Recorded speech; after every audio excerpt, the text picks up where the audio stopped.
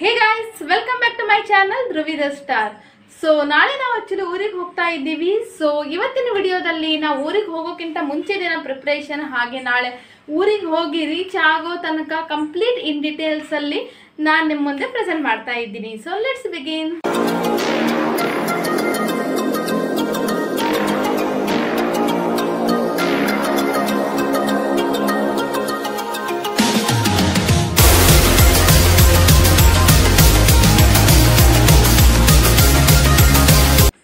ಹಾಗೇನೆ ಊರಿಗೆ ಹೋಗೋದು ಅಂದಮೇಲೆ ಬ್ಯಾಗ್ ಪ್ಯಾಕಿಂಗ್ ಅಂತೂ ಇದ್ದೇ ಇರತ್ತಲ್ವಾ. ಸೊ ಬ್ಯಾಗ್ ಪ್ಯಾಕಿಂಗ್ ಇಂದ ಮುಂಚೆ ನಾನು ಯಾವತ್ತೂ ಒಂದು ಲೀಸ್ಟ್ ಮಾಡ್ಕೊಂಡಿರ್ತೀನಿ. ಇಲ್ಲಿ ನೋಡಿ, ಇಲ್ಲಿ ಆಕ್ಚುಲಿ ನಾನು ಸಿಂಪಲ್ ಆಗಿ ಬರ್ಕೊಂಡಿದ್ದೀನಿ ಕ್ಲಾತ್ಸ್, ಮೆಡಿಸಿನ್ಸ್ ಮೇನ್, ಆಮೇಲೆ ರಿಮೈನಿಂಗ್ ಫುಡ್ಸ್ ಏನಿರುತ್ತೆ, ಇವತ್ತು ಉಳಿದಿರೋ ಅಂಥದ್ದು ಫ್ರೂಟ್ಸ್ ಅಥವಾ ಫ್ರಿಜ್ಜಲ್ಲಿ ಏನಾದರೂ ಕೆಡುವಂಥದ್ದು ಏನಾದರೂ ಇಟ್ಟರೆ ಅದನ್ನು ತಗೊಂಡು ಹೋಗೋಕ್ಕೆ ನೆನ್ಪು ಮಾಡ್ಕೋಬೇಕು. ಹಾಗೇನೆ car accessories like towel, one pair dress ನನ್ನ ಮಗಳಿಗೆ, ಹಾಗೆ ಟಿಶ್ಯೂ ಪೇಪರ್ಸ್ ಅವೆಲ್ಲ, ಹಾಗೇನೆ ವಾಟರ್ ಬಾಟಲ್ಸ್, ಹಾಗೆ electrical accessories like pen drive, bluetooth ಆಗಿರ್ಬೋದು, ಕಾರ್ ಚಾರ್ಜರ್ಸ್ ಅವೆಲ್ಲ. ಸೊ ಇಷ್ಟನ್ನೆಲ್ಲ ತಗೊಂಡು ಹೋಗಬೇಕು ಅಂತ ನಾನು ಆ್ಯಕ್ಚುಲಿ ಲೀಸ್ಟ್ ಮಾಡ್ಕೊಂಡು ಇಟ್ಕೊಂಡಿದ್ದೀನಿ. ನಾನು ಇವಾಗ ಆ್ಯಕ್ಚುಲಿ ಸಿಂಪಲ್ ಆಗಿ ಹೇಳ್ತಾ ಇದ್ದೀನಿ, ನಾನು ಕಂಪ್ಲೀಟಾಗಿ ಒಂದು ವಿಡಿಯೋ ಮಾಡಿದ್ದೀನಿ ಆಲ್ರೆಡಿ, ಬ್ಯಾಗ್ ಪ್ಯಾಕಿಂಗ್ ವಿಡಿಯೋ ಅಂತ. ಸೊ ಆ ಲಿಂಕನ್ನು ನಾನು ಡಿಸ್ಕ್ರಿಪ್ಷನಲ್ಲಿ ಕೊಡ್ತಾ ಇದ್ದೀನಿ. ಸೊ ನೀವು ಅಲ್ಲಿ ಹೋಗಿ ಚೆಕ್ ಮಾಡ್ಬೋದು. ಸೊ ಇವನ್ನೆಲ್ಲ ಬರ್ಕೊಳ್ಳದೆ ಇದ್ರೆ ನಾನು ಲಾಸ್ಟ್ ಮೂಮೆಂಟಿಗೆ ಎಲ್ಲ ಮರ್ತೋಗ್ಬಿಡ್ತೀನಿ. ಹಾಗಾಗಿನೇ ಇವಾಗ ಬರ್ಕೊಂಡಿದ್ದೀನಿ. ಆಲ್ಮೋಸ್ಟ್ ಬ್ಯಾಗ್ ಪ್ಯಾಕಿಂಗ್ ಸಹ ಆಗಿದೆ. ಇವಾಗ ಕಾರ್ ಒಳಗಡೆ ಹಾಕೋದೊಂದು ಬಾಕಿ ಇದೆ. ಇವಾಗ ಊಟ ಆದ ಮೇಲೆ ಆ ಕೆಲಸನ ಮಾಡ್ತೀವಿ. ಸೊ ಈಗ ನಾನು ನನ್ನ ಮಗಳು ಇಲ್ಲ, ಆ್ಯಕ್ಚುಲಿ ಇಲ್ಲಿ ಬಂದು ಅನ್ಸುತ್ತೆ. ಆ್ಯಕ್ಚುಲಿ ಅವಳು ಬರೋಕ್ಕಿಂತ ಮುಂಚೆ ನಾನು ಫ್ರಿಡ್ಜ್ ಓಪನ್ ಮಾಡಿ ಎಲ್ಲಾನು ಅಂದ್ರೆ ರಿಮೈನಿಂಗ್ ಫುಡ್ ಏನೇನಿದೆ ಅವನ್ನೆಲ್ಲ ಒಂದು ಕಡೆ ಸೆಟ್ ಮಾಡ್ಕೊಂಡು ಇಡಬೇಕು ಅಂದ್ಕೊಂಡಿದ್ದೆ. ಯಾಕಂದ್ರೆ ಅವಳು ಬಂದ್ರೆ ಮತ್ತೆ ಅದು ಇದು ಎಲ್ಲ ಕೇಳ್ತಾನೆ ಇರ್ತಾಳೆ, ಅಥವಾ ವಿಡಿಯೋ ಮಾಡ್ತೀನಿ ಅಂದ್ರೆ ಮುಂದೆ ಬಂದು ಮಾತಾಡೋದು, ಏನೋ ಒಂದು ತೀಟೆ ಮಾಡ್ತಾನೆ ಇರ್ತಾಳೆ. ಸೊ ಬಂದಿದ್ದಾಳೆ, ನನ್ಗೆ ಗೊತ್ತಿಲ್ಲ. ಬನ್ನಿ ಫ್ರಿಜ್ ತೋರಿಸಿ ಬಿಡ್ತೀನಿ ನಿಮ್ಗೊಂದ್ಸಲ.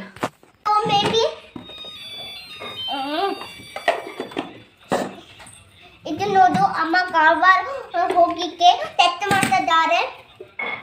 ಮತ್ತೆ jeera masala, coriander powder, pepper powder ಇದೆ.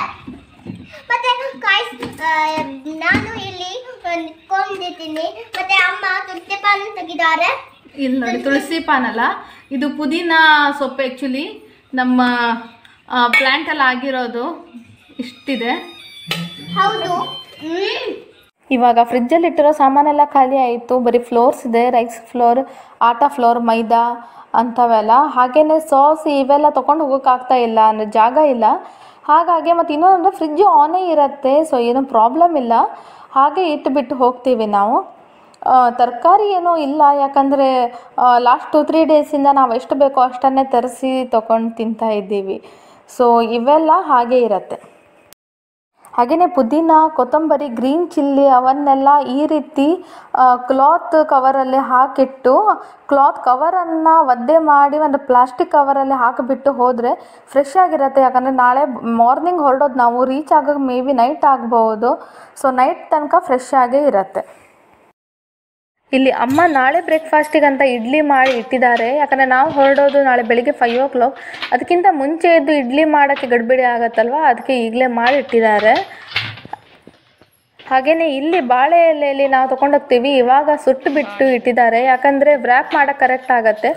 ಸುಟ್ಟಿಲ್ಲ ಅಂದರೆ ಅದು ಹೊರತು ಹೋಗುತ್ತೆ ಬಾಳೆ ಎಲೆ. ಸೊ ಬಾಳೆ ಎಲೆಯಲ್ಲಿ ವ್ರ್ಯಾಪ್ ಮಾಡಿ ತೊಗೊಂಡು ಹೋದರೆ ಚೆನ್ನಾಗಿರತ್ತೆ ಇಡ್ಲಿ. ಆ್ಯಕ್ಚುಲಿ ಮುಂಚೆ ಎಲ್ಲ ನಾವು ಟ್ರಾವೆಲಿಂಗ್ ಮಾಡಬೇಕಾದ್ರೆ ಬ್ರೇಕ್ಫಾಸ್ಟ್, ಲಂಚ್ ಎಲ್ಲ ಹೊರಗಡೆ ರೆಸ್ಟೋರೆಂಟಲ್ಲೇ ಮಾಡ್ತಾಯಿದ್ವಿ. ಬಟ್ ಈ ಕೊರೋನಾ ಟೈಮಿಂದ ಏನೋ ಒಂಥರ ಭಯ ಸ್ಟಾರ್ಟ್ ಆಗಿಬಿಟ್ಟಿದೆ. ಹೊರಗಡೆ ಬೇಡ, ಮನೆಯಿಂದನೇ ತೊಗೊಂಡು ಹೋದರೆ ಸೇಫ್ ಅನಿಸುತ್ತೆ. ಇವಾಗ ನಾವು ಬ್ಯಾಗನ್ನೆಲ್ಲ ಕಾರ್ ಒಳಗಡೆ ಸೆಟ್ ಮಾಡೋಕ್ಕೆ ಬೇಸ್ಮೆಂಟಿಗೆ ಬಂದಿದ್ದೀವಿ. ಹಾಗೆಯೇ ಈ ಪೋಸ್ಟರ್ ಬಂದುಬಿಟ್ಟು ಆ್ಯಕ್ಚುಲಿ ಸರ್ವಿಸಿಂಗ್ಗಿಂತ ಮುಂಚೆ ಒಂದು ಪೋಸ್ಟರ್ ಇತ್ತು ಕೃಷ್ಣಂದೇನೆ. ಅದು ಸರ್ವಿಸಿಂಗ್ ಆದಮೇಲೆ ತೊಳೆದೋಯ್ತು. ಹಾಗಾಗಿ ಇನ್ನೊಂದು ಪೋಸ್ಟರನ್ನು ಇವಾಗ ಕಾಣಿಸ್ತಾ ಇದ್ದೀವಿ. ಆ್ಯಕ್ಚುಲಿ ಕೃಷ್ಣನ್ ಪೋಸ್ಟರ್ ಇಲ್ಲದೆ ಇದ್ದರೆ ನಮ್ಮ ಕಾರ್ ಥರನೇ ಕಾಣಿಸಲ್ಲ ನಮಗೆ.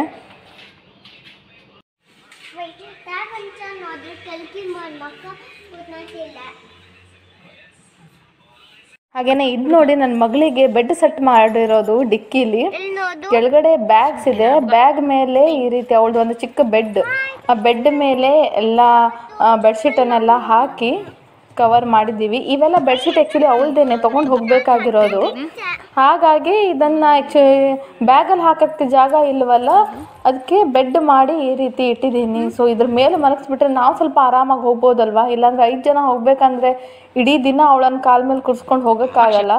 ಸೊ ಈ ಬೆಡ್ಡಲ್ಲಿ ಅವಳು ಆರಾಮಾಗಿ ಮಲ್ಕೊಂಡು ಹೋಗಿ ರೀಚ್ ಆಗ್ತಾಳೆ.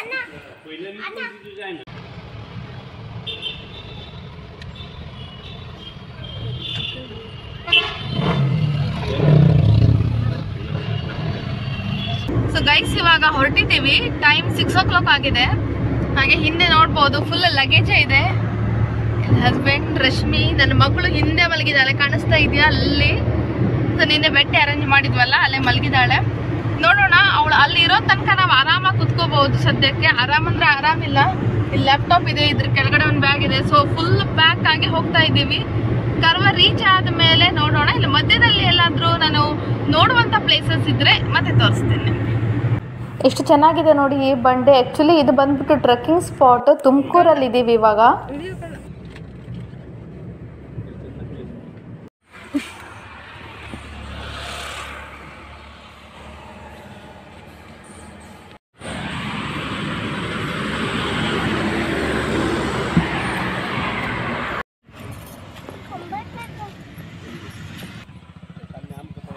ಇಲ್ಲಿ ನಾವು ಇವಾಗ ಬ್ರೇಕ್ಫಾಸ್ಟಿಗಂತ ಬ್ರೇಕ್ ತೊಗೊಂಡಿದ್ದೀವಿ. ಇವಾಗ ನಾವು ಬ್ಯಾಂಗ್ಳೂರು ಪುಣೆ ಹೈವೇಲಿದ್ದೀವಿ. ಸೊ ಆಲ್ಮೋಸ್ಟ್ 5 to 6 hours ನಮ್ಮ ಜರ್ನಿದು ಹೈವೇ ಮೇಲೆ ಹೋಗುತ್ತೆ. ಸೊ ಬ್ಯಾಂಗ್ಳೂರು ಆದಮೇಲೆ ತುಮಕೂರು, ಚಿತ್ರದುರ್ಗ, ದಾವಣಗೆರೆ, ಹಾವೇರಿ ಹೀಗೆ 5 ಡಿಸ್ಟ್ರಿಕ್ ಆದಮೇಲೆ ಕಾರವಾರ ಡಿಸ್ಟ್ರಿಕ್ ಸಿಗುತ್ತೆ. ಸೊ ಘಾಟ್ ಸೆಕ್ಷನ್ ನಮ್ಮ ಉತ್ತರ ಕನ್ನಡ ಡಿಸ್ಟ್ರಿಕ್ ಬಂದ ಮೇಲೇ ಆಗುತ್ತೆ. ಈ ಹಿಂದೆ ನಾನು Bangalore to Karwar complete journey ಅಂತ ಒಂದು ವಿಡಿಯೋ ಮಾಡಿದ್ದೀನಿ. ಆ ಲಿಂಕನ್ನು ಈ ಡಿಸ್ಕ್ರಿಪ್ಷನ್ ಬಾಕ್ಸಲ್ಲಿ ಕೊಡ್ತಾ ಇದ್ದೀನಿ, ನೀವು ಚೆಕ್ ಮಾಡಿ ನೋಡ್ಬೋದು. ಅದರಲ್ಲಿ ಪ್ರತಿಯೊಂದು ಡಿಸ್ಟ್ರಿಕ್ಕನ್ನು ನಾನು ಡಿಟೇಲ್ ಆಗಿ ಡಿಸ್ಕ್ರೈಬ್ ಮಾಡಿದ್ದೀನಿ. ಇವಾಗ ಜಸ್ಟ್ ಹೀಗೆ ಕ್ವಿಕ್ಕಾಗಿ ತೋರಿಸ್ತಾ ಇದ್ದೀನಿ ನಿಮಗೆ. ಇವಾಗ ಹೈವೇಯಿಂದ ಡೈವರ್ಷನ್ ತೊಗೊಂಡಿದ್ದೀವಿ ಬಂಕಾಪುರ ಹತ್ರ. ಆ್ಯಕ್ಚುಲಿ ಹೈವೇ ಜರ್ನಿ ಸ್ಟ್ರೇನ್ ಆಗಲ್ಲ ಅನ್ನೋದನ್ನು ಬಿಟ್ಟರೆ ನಾವು ಎಂಜಾಯ್ ಮಾಡೋದು ಈ ಡೈವರ್ಷನ್ ಆದಮೇಲೆ. ಇಲ್ಲೇ ನೋಡ್ಬೋದು ಎಷ್ಟೊಂದು ಲೈಕ್ ಬ್ಯೂಟಿ ಆಫ್ ನೇಚರನ್ನು ಕಾಣ್ಬೋದು ಅಂತ. ನೋಡಿ ಇಲ್ಲಿ ಒಂಥರ ಹಳ್ಳಿ ಫೀಲಿಂಗ್ ಬರುತ್ತೆ. ಹಾಗೆ ಇಲ್ಲಿ ಇದು ನೋಡಿ, ಚೆಂಡು ಹೂವು ಮಾರಿಗೋಲ್ಡ್ ಅಂತಾರಲ್ಲ ಅದ್ರ ತೋಟ. ಇಲ್ಲಿ ನೋಡಿ ಕಿಲೋಮೀಟ್ರ್ ಗಟ್ಟಲೆ ಅದ್ರ ಪ್ಲ್ಯಾಂಟೇಷನ್ ಇದೆ. ಇಲ್ಲಿ ನೋಡಿ ರೋಡ್ ಉದ್ದಕ್ಕೂ ಜೋಳನ ನೋಡ್ಬೋದು, ಡ್ರೈ ಮಾಡೋಕ್ಕೆ ಇಲ್ಲಿ ಹಾಕಿದ್ದಾರೆ.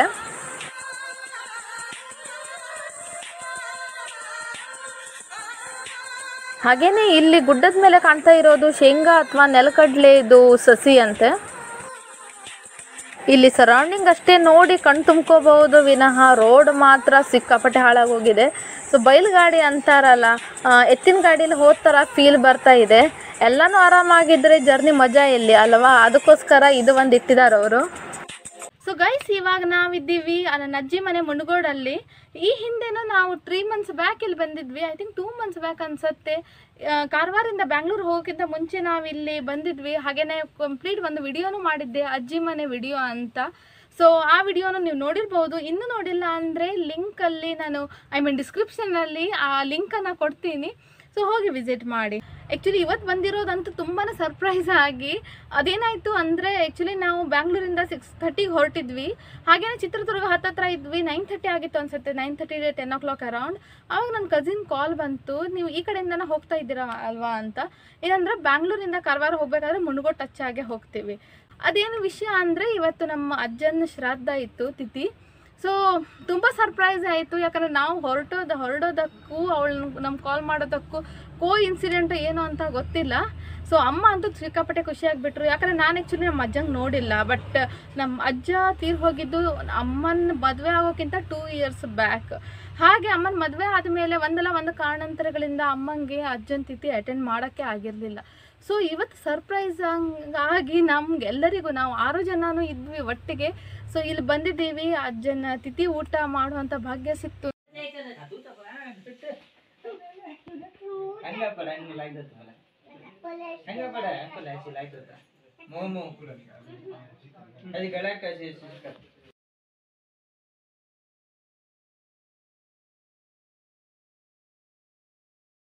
ಹಾಗೆಯೇ ಲಾಸ್ಟ್ ಟೈಮ್ ಬಂದಾಗ ಇಲ್ಲಿ ಜಿಟಿ ಜಿಟಿ ಮಳೆ ಆಗ್ತಾ ಇತ್ತು, ನಿಮ್ಗೆ ಗೊತ್ತಿರಬಹುದು. ಸೊ ಅರ್ಧಂಬರ್ಧ ಪ್ಲ್ಯಾಂಟ್ ತೋರಿಸಿ ನಾನು ಹಾಗೆ ಹೋಗಿಬಿಟ್ಟಿದ್ದೆ ಆ ಕಡೆಗೆ. ಹಾಗೆಯೇ ತುಂಬ ಪ್ಲ್ಯಾಂಟ್ಸ್ ಮಿಸ್ ಮಾಡ್ಕೊಂಡಿದ್ದೆ. ಆ್ಯಕ್ಚುಲಿ ಬೀನ್ಸ್ ಇತ್ತಂತೆ, ಅದು ನಮ್ಮ ಮಾಮಿ ತೋರಿಸಿದ್ದು. ಇವಾಗ ಸ್ವಲ್ಪ ಹೊತ್ತಲ್ಲೇ ಹೊರಡ್ತೀವಿ ನಾವು. ಊಟ ಆಯಿತು, ಇನ್ನೊಂದು ಹಾಫ್ ಆನ್ ಅವರ್ ರೆಸ್ಟ್ ಮಾಡಿಬಿಟ್ಟು ಇವಾಗ ಹೊರಡೋದು. ಸೊ ಅದ್ರ ಒಳಗಡೆ ಆದರೆ ಇನ್ಯಾವುದಾದ್ರೂ ಬೇರೆ ಪ್ಲ್ಯಾಂಟ್ ಇದ್ದರೆ ತೋರಿಸ್ತೀನಿ ನಿಮಗೆ. ಇಲ್ಲಿ ನೋಡಿ, ಈ ಬೇಲಿ ದಾಟಿದ್ರೆ ಈ ಕಡೆಯಿಂದ ನಮ್ಮ ಮಾಮನ ಗದ್ದೆ ಸ್ಟಾರ್ಟ್ ಆಗತ್ತೆ. ಇವಾಗ ಭತ್ತ ಹಾಕಿದ್ದಾರೆ, ಭತ್ತ ಆಲ್ಮೋಸ್ಟ್ ಆಗಿದೆ, ಇಲ್ಲಿ ನೋಡ್ಬೋದು ನೀವು. ಹಾಗೇನೆ ಇದು ಹಳದಿ ಎಲೆ. ಆ್ಯಕ್ಚುಲಿ ಇದನ್ನ ಬಿಟ್ಟು ಮುಂದೆ ಇರೋದನ್ನ ಸ್ವಲ್ಪ ತೋರಿಸಿದ್ದೆ ನಾನು ಲಾಸ್ಟ್ ಟೈಮಿಗೆ. ಬಟ್ ಈ ಕಡೆ ನೋಡ್ಬೋದು ಫುಲ್ ಕಾಡಿನ ಥರ ಹಳದಿ ಎಲೆನೇ ತುಂಬ್ಕೊಂಡ್ಬಿಟ್ಟಿದೆ. ಇಲ್ಲ, ನನಗೆ ಆ್ಯಕ್ಚುಲಿ ಹನಿ ಬೀ ಸೌಂಡ್ ಬರ್ತಾ ಇದೆ, ಗೊತ್ತಿಲ್ಲ ಆ್ಯಕ್ಚುಲಿ ಇಲ್ಲ ಬರ್ತಾ ಇದೆ, ಇಲ್ಲ ಎಲ್ಲಾದರೂ ಗೂಡು ಕಟ್ಟಿರ್ಬೋದು. ಸೊ ಆದಷ್ಟು ಬೇಗ ಇಲ್ಲಿಂದ ಹೊರಡೋದು ಒಳ್ಳೇದು. ನಾನು ಯಾಕಂದರೆ ಒಂದ್ಸಲ ಅಟ್ಯಾಕ್ ಮಾಡಿಬಿಟ್ರೆ ಹನಿ ಬೀಸ್ ಗತಿ ಗೋವಿಂದ ಅಷ್ಟೇ, ಕಚ್ಚಿ ಸಾಯಿಸ್ಬಿಟ್ಟು ಬಿಡತ್ತೆ. ಯಾಕಂದರೆ ಇಂಥದೇ ಒಂದು ಸೆಕೆಂಡ್ ನಾನು ಇಲ್ಲಿ ಸ್ವಲ್ಪ ದಾಟ್ಕೋತೀನಿ.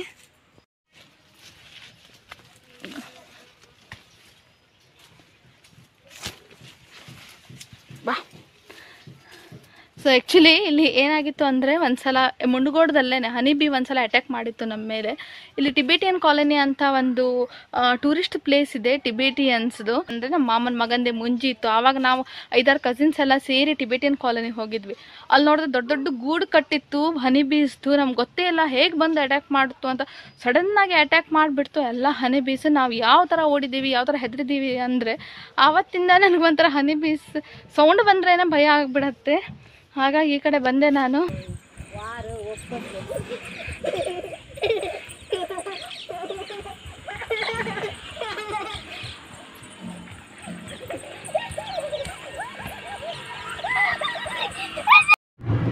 ಸೊ ಗೈಸ್, ಇವಾಗ ಟೈಮ್ 8 o'clock ಆಗಿದೆ. ಇವಾಗ ಮುಂಡ್ಗೋಡಿಂದ ಹೊರಟಿದ್ದೀವಿ, ಕಾರವಾರ ಹೋಗ್ತಾ ಇದ್ದೀವಿ. ಸೊ ಆ್ಯಕ್ಚುಲಿ ನಾನು ಹೇಳಿದ್ದೆ ನಿನ್ನೆನೆ ಹೊರಡ್ತೀವಿ ಅಂತ, 3:30ಗೆ ಹೊರಡೋದು ಅಂತೆಲ್ಲ ಆಗಿತ್ತು. ಆಮೇಲೆ ಕಸಿನ್ಸ್ ಎಲ್ಲ ಸ್ವಲ್ಪ ಫೋರ್ಸ್ ಮಾಡೋಕ್ಕೆ ಸ್ಟಾರ್ಟ್ ಮಾಡಿದರು. ಹಾಗೆಯೇ ಅಮ್ಮ ತವ್ರ ಮನೇಲಿ ಫೋರ್ಸ್ ಮಾಡಿದ್ರಿಂದ ಅಮ್ಮ ಸ್ವಲ್ಪ ಮೆಲ್ಟ್ ಆದರು. ಸರಿ ಬಂದಿದ್ದಿದೆ, ಇದು ಬಿಡೋಣ ಅಂದ್ಕೊಂಡ್ವಿ. ಹಾಗೆ ನಿನ್ನೆ ಈವ್ನಿಂಗ್ ನಾವು ಟೆಂಪಲಿಗೆ ಹೋಗಿದ್ವಿ. ನಮ್ಮದೊಂದು ಓಲ್ಡ್ ಟೆಂಪಲ್ ಇತ್ತು ಮುಂಡಗೋಡಲ್ಲಿ, ತುಂಬ ಫೇಮಸ್ ಇದೆ ಅದು. ಅಲ್ಲಿ ಅದಾದ ಮೇಲೆ ನಮ್ಮ ಹಿಂದೆ ಅಜ್ಜಂದೆಲ್ಲ ಹೊಲ ಇತ್ತು, ಅದನ್ನು ನೋಡೋಕೆ ಹೋಗಿದ್ವಿ. ಹೊಲ ಅಂದರೂ ಇಲ್ಲ, ಇವಾಗ ಬರೀ ಅವಶೇಷ ಅಷ್ಟೇ ಉಳಿದಿದೆ, ತೋರಿಸ್ತೀನಿ ನಿಮಗೆ. ಇದೇ ನೋಡಿ ನಮ್ಮ ಹೊಲದ ಮಧ್ಯ ಕೆರೆನೂ ಇತ್ತು. ಹಾಗೇನೆ ಆ ಕಡೆ ಮುಂದೆ ಹೋದರೆ ತೋಟನೂ ಇರ್ತಾ ಇತ್ತು. ನೋಡಿ ಇದೇ ಜಾಗ ಇವಾಗ ಹೇಗಾಗಿದೆ ಅಂತ ಲೇಔಟ್ ಮಾಡಿ ಮನೆ ಎಲ್ಲ ಕಟ್ಸಿಬಿಟ್ಟಿದ್ದಾರೆ. ಆ್ಯಕ್ಚುಲಿ ನಾವು ಹೊಲದಲ್ಲಿ ತೋಟದಲ್ಲೆಲ್ಲ ಬುತ್ತಿ ಕಟ್ಟಿಬಿಟ್ಟು ನಾವು ಊಟಕ್ಕೆ ಹೋಗ್ತಾ ಇದ್ವಿ, ಪಿಕ್ನಿಕ್ ಥರ ಮಾಡ್ತಾ ಇದ್ವಿ. ಅವೆಲ್ಲ ಗೋಲ್ಡನ್ ಮೆಮೊರೀಸ್. ಆಯಿತು, ಇವಾಗ 8 o'clock ಆಗಿದೆ, ಇವಾಗ ಹೊರಡ್ತಾ ಇದ್ದೀವಿ. ಹಾಗೆಯೇ ಇವಾಗ ನಾವಿರೋದು ಅರ್ಬೈಲ್ ಘಾಟಲ್ಲಿ. 1 ನಿಮಿಷ ತೋರಿಸ್ತೀನಿ. ಈ ಅರ್ಬೈಲ್ ಘಾಟ್ ಆ್ಯಕ್ಚುಲಿ ತುಂಬ ಈಸಿ ಘಾಟ್ ಅಂತ ಹೇಳ್ತಾರೆ ಕಂಪೇರ್ ಟು ಆಲ್ ಘಾಟ್. ಯಾಕಂದರೆ ಆರಾಮಾಗಿ 20 to 30 minutes ಒಳಗೆ ನಾವು ಘಟ್ಟದ ಕೆಳಗೆ ರೀಚ್ ಆಗ್ಬೋದು. ಹಾಗೆ ಜಾಸ್ತಿ ಕರ್ವ್ಸು ಇಲ್ಲ. ಇಲ್ಲಿ ನೋಡ್ಬೋದು ಎಷ್ಟು ಆರಾಮಾಗಿದೆ ರೋಡ್ ಇಲ್ಲಿ. ಬಟ್ ಇಂಥ ಒಂದೊಂದು ಸೀನ್ ಮಾತ್ರ ನಮಗೆ ನೋಡೋಕ್ಕೆ ಸಿಗತ್ತೆ, ಏನು ಮಾಡೋಕ್ಕಾಗಲ್ಲ. ಇವಾಗ ಕಾರವಾರ ರೀಚ್ ಆಗಿದ್ದೀವಿ. ಇಲ್ಲಿ ಶಿಪ್ ಕಾಣ್ಬೋದು, ನಾವು ಪೋರ್ಟ್ ಹತ್ರ ಇದ್ದೀವಿ ಇವಾಗ.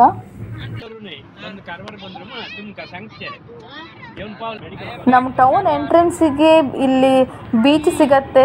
ಸೊ ಇಲ್ಲಿ ಸಿಗುವಂಥ ಸುಕೂನ್ ಅಂತಾರಲ್ಲ, ಅದೆಲ್ಲೂ ಸಿಗಕ್ಕೆ ಸಾಧ್ಯ ಇಲ್ಲ ಅನಿಸುತ್ತೆ.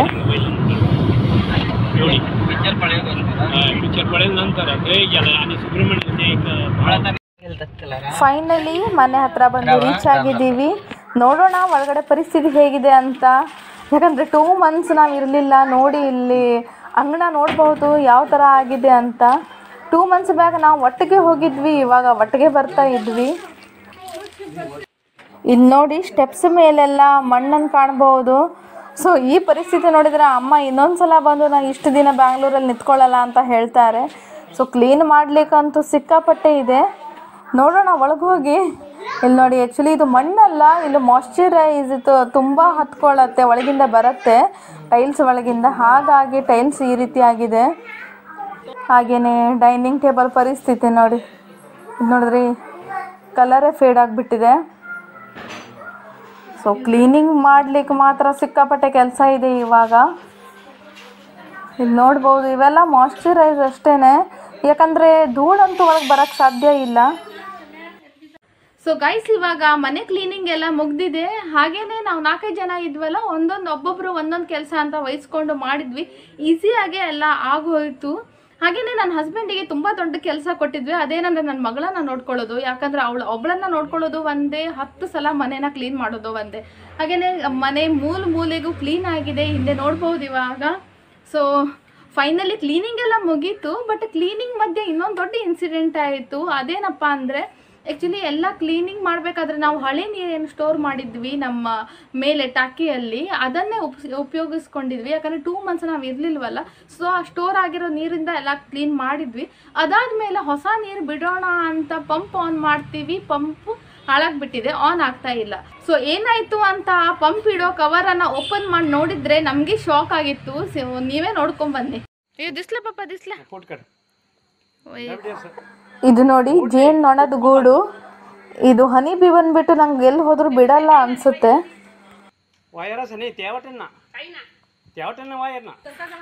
ಇವಾಗ ಪಪ್ಪ ರೆಡಿ ಆಗ್ತಾ ಇದ್ದಾರೆ ಹನಿ ಬಿಯನ್ನು ಓಡ್ಸೋಕ್ಕೆ. ಆ್ಯಕ್ಚುಲಿ ಇದಕ್ಕೆ ಹೊಗೆ ಹಾಕಬೇಕು, ಅಂದರೆ ಓಡೋಗತ್ತೆ. ಸೊ ಪಪ್ಪ ರೇನ್ಕೋಟ್ ಎಲ್ಲ ಹಾಕ್ತಾರಂತೆ. ಇನ್ನು ಎಕ್ಸ್ಪೀರಿಯನ್ಸ್ ಇಲ್ಲ ನನಗೆ ಹಾಕಿ. ಸೊ ನೋಡೋಣ, ಹೋಪ್ ಫಾರ್ ಬೆಸ್ಟ್.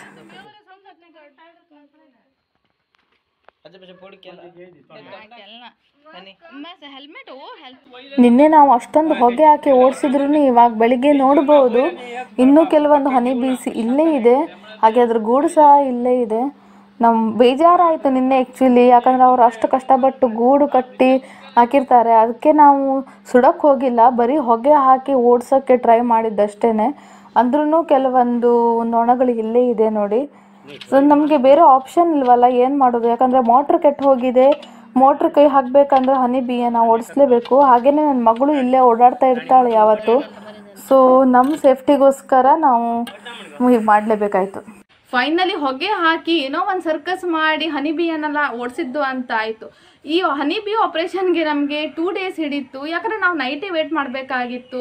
ಎಲ್ಲರೂ ಮಲಗಿದ ಮೇಲೆ ನಾವು ಹೊಗೆ ಹಾಕಬೇಕಾಗಿತ್ತು. ಬೆಳಿಗ್ಗೆ ಹೊತ್ತು ಹಾಕಿದರೆ ಏನಾಗುತ್ತೆ ಅಂದರೆ ನಾವೇನೋ ಕಿಟಕಿ ಬಾಗಿಲೆಲ್ಲ ಮುಚ್ಚಿಬಿಟ್ಟು ಹೊಗೆ ಹಾಕ್ತೀವಿ. ಬಟ್ ಆ ಹನಿ ಬೀಸ್ ಏನಾಗುತ್ತೆ ಅಂದರೆ ರೋಡ್ ಮೇಲೆಲ್ಲ ಹೋಗುತ್ತೆ. ಸೊ ಬೇರೆಯವರಿಗೆಲ್ಲ ಮೇಲೆ ಅಟ್ಯಾಕ್ ಮಾಡಿಬಿಟ್ರೆ ಅಲ್ವಾ ರೋಡ್ ಮೇಲೆ ಹೋಗೋವರಿಗೆ. ಸೊ ಈ ಎಲ್ಲ ಗಲಾಟೆ ಮಧ್ಯೆ ನಾವು ಮನೆಯವರಂತೂ ಒಂದು ದೊಡ್ಡ ಪಾಠ ಕಲ್ತಿದ್ದೀವಿ. ಅದೇನಪ್ಪ ಅಂದರೆ ಸೇವ್ ವಾಟರ್. ಏನಾಯಿತು ಅಂದರೆ ನೋಡಿ, ಈ 2 days ನಮ್ಮ ಪಂಪ್ ಹಾಳಾಗಿರೋದ್ರಿಂದ ಯಾವ ನೀರು ಮೇಲೆ ಟ್ಯಾಂಕ್ ಮೇಲೆ ಹೋಗ್ತಾ ಇರಲಿಲ್ಲ. ಸೊ ಪ್ರತಿಯೊಂದಕ್ಕೂ ನಾವು ಇಲ್ಲಿ ಬಾವಿ ನೀರೇ ಸೇದಬೇಕಾಗಿತ್ತು. ಎವ್ರಿ ಡೇ ನಮಗೆ 100 ಬಿಂದಿಗೆ ಅಷ್ಟು ನೀರು ಬೇಕಾಗಿತ್ತು. ಸೇದಿ ಒಳಗೆ ಹಾಕಿ ನಾವು ಯೂಸ್ ಮಾಡ್ತಾ ಇದ್ವಿ. ಸೊ ನಮಗಂತೂ ಕೈಕಾಲು ಬಿದ್ದು ಹೋಯಿತು. ಸೊ ನಮ್ಗೆ ಏನಾಗ್ತಿತ್ತು ಅಂದರೆ ಚಿಕ್ಕನಿಂದಾನು ನಮಗೆ ಹೇಗೆ ಕನ್ವೀನಿಯೆಂಟೋ ಹಾಗೆ ನೀರು ಖರ್ಚು ಮಾಡಿ ಸೊ ಈ ಟೈಮಲ್ಲೇ ನಮ್ಮ ಪ್ರತಿಯೊಂದಕ್ಕೂ ನೋಡಿ ಖರ್ಚು ಮಾಡಬೇಕಾಗಿತ್ತು. ಇಲ್ಲಿ ಖರ್ಚಾದರೆ ನಾವೇ ಹೋಗಿ ತೊಗೊಂಡ್ಬರ್ಬೇಕಲ್ಲ. ಸೊ ಈ ಥರ ಪರಿಸ್ಥಿತಿ ಬಂದುಬಿಟ್ಟಿತ್ತು 2 days. ಹಾಗಾಗಿ ದೊಡ್ಡ ಪಾಠನ ಅರ್ಥಕೊಂಡಿದ್ದೀವಿ. ಏನಂದರೆ ಆದಷ್ಟು ನಾವು ಹೇಗೆ ನಾವು ದುಡ್ಡನ್ನು ನೋಡಿ ಖರ್ಚು ಮಾಡ್ತೀವೋ ಹಾಗೇನೆ ನೀರನ್ನು ನೋಡಿಯೇ ಖರ್ಚು ಮಾಡಬೇಕು. ನಮಗೇನೋ ಟ್ಯಾಕ್ಸ್ ಇಲ್ಲ, ಇಲ್ಲಿ ನೀರು ಫ್ರೀಯಾಗಿ ಸಿಗುತ್ತೆ ಅಂತ ನಾವು ಹೇಗೆ ಬೇಕೋ ಆಗ ಖರ್ಚು ಮಾಡಿದರೆ, ಕೆಲವೊಬ್ಬರು ಇರ್ತಾರೆ ಅವರಿಗೆ ಎಷ್ಟು ದುಡ್ಡು ಕೊಟ್ಟರು ಟ್ಯಾಕ್ಸ್ ಕೊಟ್ಟರು ನೀರು ಸರಿಯಾಗಿ ಸಿಗಲ್ಲ ಅಲ್ವಾ. ಸೊ ಎಲ್ಲರೂ ಸೇರಿ ನೀರನ್ನು ಸೇವ್ ಮಾಡೋಣ, ನೋಡಿ ಖರ್ಚು ಮಾಡೋಣ ಅಂತ ಹೇಳ್ತಾ ಇವತ್ತಿನ ವಿಡಿಯೋನ ಮುಗಿಸ್ತಾ ಇದ್ದೀನಿ. ಸೊ ಲಾಂಗ್ 4 days ವಿಡಿಯೋ ಆಗಿತ್ತು. ಏನಂದರೆ ಫ್ರೈಡೇ ನಾನು ಸ್ಟಾರ್ಟ್ ಮಾಡಿದ್ದೆ ಅಲ್ಲಿ ಊರಿಗೆ ಹೊರಡೋ ಮೊದಲನೇ ದಿನದಿಂದ. ಫ್ರೈಡೇ ಸ್ಯಾಟರ್ಡೆ ಸಂಡೇ ಜರ್ನಿ ಆಯಿತು, ಮಂಡೇ ಕ್ಲೀನಿಂಗ್ ಆಯಿತು. ಇವತ್ತು ಟ್ಯೂಸ್ಡೇ ಫೈನಲಿ ನಾನು ವಿಡಿಯೋ ಮಾಡಿ ಮುಗಿಸ್ತಾ ಇದ್ದೀನಿ. ಹಾಗೆ ನಿಮಗೆ ಇವತ್ತಿನ ವಿಡಿಯೋ ಹೇಗೆ ಅನ್ನಿಸ್ತು ಅಂತ ಕಮೆಂಟ್ ಮೂಲಕ ತಿಳಿಸಿ. ನನ್ನ ಚಾನಲನ್ನು ಇನ್ನೂ ಸಬ್ಸ್ಕ್ರೈಬ್ ಮಾಡದೆ ನೋಡ್ತಾ ಇದ್ದರೆ ದಯವಿಟ್ಟು ಸಬ್ಸ್ಕ್ರೈಬ್ ಮಾಡಿ. ಓಕೆ, ಸೊ ನೆಕ್ಸ್ಟ್ ವಿಡಿಯೋ ಎಲ್ಲ ನನ್ನ ಕಾರವಾರದಿಂದ ವಿಡಿಯೋ ಮಾಡ್ತೀನಿ ನಾನು. ಸೊ ಮುಂದಿನ ವಿಡಿಯೋ ಜೊತೆಗೆ ಸಿಗೋಣ. Until then take care and save water. Bye.